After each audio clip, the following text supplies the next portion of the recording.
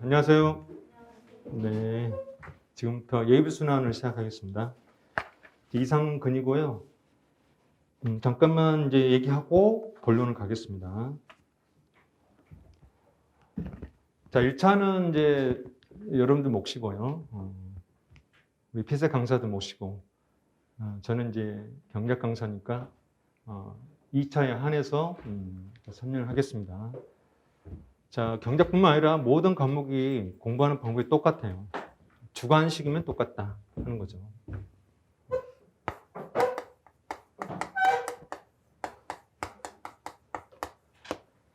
자, 우리가 2차를 합격하려면 크게 세 가지를 해야 되는데, 첫 번째는 이론입니다. 이론. 자, 이론을 이해하고 그 다음에 암기를 해야 돼요. 암기. 자, 우리가 뭐 이해한다는 것은 뭐 아마 여러분들 다 알 거예요. 그렇지, 이해가 중요하지. 이 정도는 다 알죠. 자, 우리가 이해를 어떻게 하느냐? 일단 뭐 경제학이라면 첫 번째, 자, 경제학을 왜 공부하는가? 공부하는 목적이죠. 이걸 좀 알게 되면 이제 우리가 조금 더 그 과목에 친근해지거든요. 자, 우리가 이제 예를 들면 여러분들 나중에 이제 합격해서 이제 현직 들어갈 건데 위에 대통령께서 지시를 내리는 거죠. 현재 한국에 경제 문제가 있는데 이거 어떻게 해결할 거야? 내일까지 보고서 써서 제출해. 라고 지시를 내리는 거죠. 이때 여러분들이 나 경제 잘 못했는데 나 예전에 공부할 때 겨우 그냥 사회점 빵빵 먹고 합격했는데 왜 나한테 시키지? 라고 하면 돼야 안 돼요? 안 돼요? 안 되잖아요. 그죠? 일단 대통령이 지시 내렸을 때 어떻게 하든 그 경제 문제에 대한 해결책을 보고서에 그죠? 써서 제출해야 되는 겁니다. 여러분들이 지금 공부할 거라면 지금 최대한 열심히 해두는 거죠. 그럼 나중에 현직 가서 상당히 도움이 될 거예요. 그러면 조금 더 예전에 가겠죠. 그죠? 공부는 목적. 자, 그리고 이제 경제학 공부해 놓으면 우리 꼭 공무원 생활뿐만 아니라 다른 우리 개인의 생활에서도 상당히 도움이 돼요. 여러분들 청사를 나오면 개인이죠. 그죠? 청사 들어가면 공무원이고. 문 밖을 나오면 개인이죠. 우리 개인의 일상생활에서도 경제학이 상당히 많이 도움이 돼요.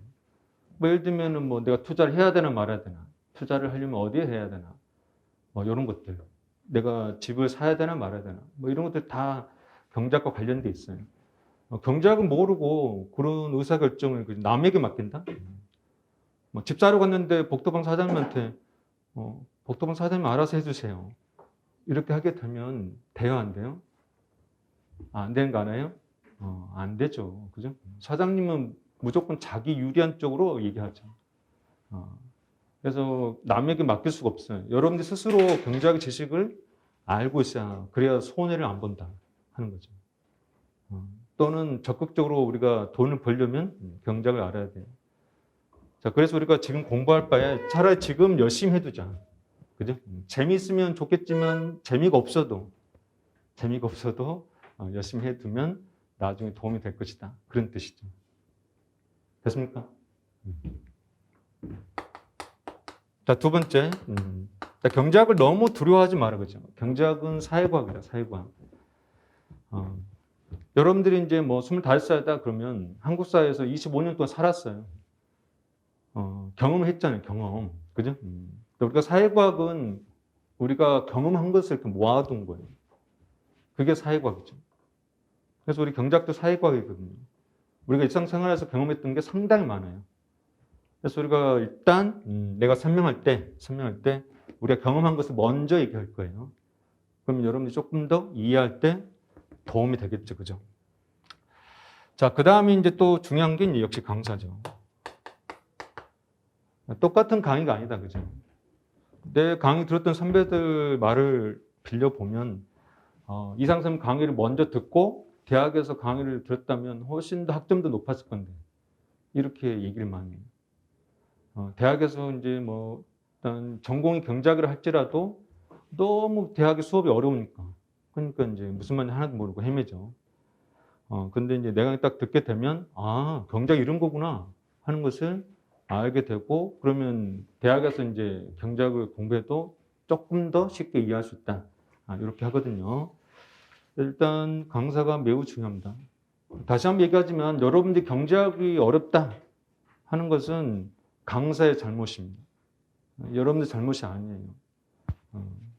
내가 이제 물론 쉽게는 강의하지만 그래도 내 강의가 결코 다 이해가 되는 게 아니에요. 여러분들이 노력도 해줘야 돼요. 그래서 이제 뭐 상대적으로 다른 강사에 비해서 좀 쉽게 한다는 거지. 그렇다고 여러분들 머리에 그냥 쏙쏙쏙 들어올 정도는 아니다. 그런 뜻이죠. 그래서 내 강의도 결코 쉬운 건 아니에요. 여러분들이 이제 많이 어려워할 수 있겠죠. 하지만 뭐 일단은 뭐 다른 최선의 대안이 없어요. 그죠? 내 강의 밖에는 더 이상 대안이 없다. 어쩔 수 없이 듣는 거다. 됐어요? 어쩔 수 없이 다른 선택의 대안이 없다. 이렇게 생각하시면 돼요. 그리고 저는 이제 천부적으로 그 강의 계획서 있나요? 그죠? 어떤 것이든 경제뿐만 아니라 모든 것에 원리와 틀을 찾는데 상당히 천부적인 능력을 갖고 있어요. 원리와 틀. 그래서 이제 경제학도 제가 원리와 틀을 가지고 최대한 쉽게 설명을 하려고 합니다. 자, 그 다음에 우리가 이제 설명할 때 이렇게 할 거예요. 자, 경제학의 A1, A2, 그 다음에 뭐 B2, B3 뭐 이렇게 있잖아요, 그죠? 책에 이렇게 쭉 서술되어 있는데, 근데 우리가 A1 따로, A2 따로, B2 따로 이렇게 이해하는 것도 매우 중요하죠, 그죠? 따로따로 이해하는 것도 매우 중요하지만, 하지만 더 중요한 것은요, 이렇게 이해를 해야 돼요. 관련된 것을 이렇게 묶는 거죠. 관련된 것을 묶어야 돼요. A로. 그 다음에 또 B1, B2, B3가 또 관련돼 있잖아요. 이것도 B로 묶어요. 이렇게 우리가 공부했던 것을 하나씩 이해하는 것도 중요하지만 이걸 다시 이렇게 묶는 거죠. 그죠? 자, C도 마찬가지. 자, 그러고 나서 A를 이해하면요, B가 나오도록 또 연결시키는 거죠. 그 다음에 B를 이해하면 C가 나오도록 이렇게 우리가 연결시키는 거죠. 연결. 자, 그러면은 극단적으로 말하면 A만 알면 B와 C가 자동 나와요. 그죠? A만 알면 B와 C는 자동 나오잖아요. 자, 우리가 평소 때는 뭐 A1, B1, B2, B3 이렇게 다 공부하지만 결국은 우리 머릿속에는 이것만 딱 집어넣는 거죠. 그죠? 자, 우리가 항상 내가 부채라고 보통 예를 들어요. 부채. 그러니까 치면 이제 여기 A1, A2, A3 결국은 부채살입니다. 부채살. 그래? 자, 그러다가 우리가 이제 다시 공부 끝나고 집에 갈 때는 이걸 딱 접어요. 그럼 부채만 딱 이렇게, 그죠? 부채 대만 있죠. 그러다가 다시 내가 문제 풀 때 필요할 때는 다시 부채를 딱 펼쳐요. 부채죠, 부채. 그죠? 부채라 생각하시면 돼요. 일단은 부채를 완성하는 건데, 나중에는 결국 A로 딱 접혀야 된다는 거예요. 이게 왜 중요하냐면, 우리가 나중에 문제 풀 때 중요하다. 문제 풀 때. 그리고 이론에서도 중요하죠. 왜냐하면 우리가 이론도 상당히 많은 듯 보이지만, 이렇게 묶어내면, 그죠? 일종의 이건 파일, 이거는 폴더. 우리가 폴더 중에서도 A만 알면, 그러면 우리가 나머지 자동 나오잖아요. 그래서 우리가 결국은 이론의 분량이 확 주는 거죠. 이론의 분량이 확 줄어요. 자, 그래서 이제 내 강의 계획서에 그 광고 문구죠. 최소 분량. 그죠? 분량을 확 줄인다는 거죠. 어떻게? A로. A만 알아도 B, C가 자동 나오잖아요. 그러면 A만 알면 되죠. 결국 궁극적으로 A만 가지고 가게 됩니다. 그래서 분량이 주는 거다. 이렇게 생각하시면 돼요. 자, 이 A를 제가 올리다 이렇게 설명합니다. 원리 또는 본질. 내 입에서 항상 원리나 본질이라는 표현이 자꾸 나와요. 자, 이거를 내가 아주 쉽게 설명을 하려고 합니다. 어떻게 설명하느냐? 일단 직관. 자, 직관이 방금 전에 얘기했던 경험입니다. 경험. 여러분들이 25살이면 한국 사회에서 25년 동안 경험한 게 있어요. 그 경험이 바로 직관입니다. 그러니까 이 직관이 가장 쉽죠. 여러분들 경험한 거잖아요. 그죠? 가장 쉽다. 자, 그 다음에 이제 숫자. 자, 아무래도 숫자는 조금 더 익숙해요. 그래서 숫자로 설명하면 여러분 조금 더 쉽게 이해할 수 있어요. 쉽게. 그래서 우리가 숫자로 제가 설명을 합니다. 근데 이것만 가지고는 우리가 공부해야 될 분량의 80% 정도만 커버할 수 있어요. 나머지 20%는 커버가 안 돼요. 그래서 우리가 세 번째 하는 게 그림입니다. 그림. 자, 우리가 그림으로 경제학의 원리, 경제학의 내용들을 설명해야 된다는 거죠.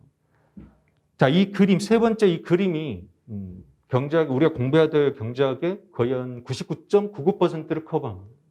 99.99%. 가장 많이 커버합니다. 그리고 경제학에서 가장 중요합니다.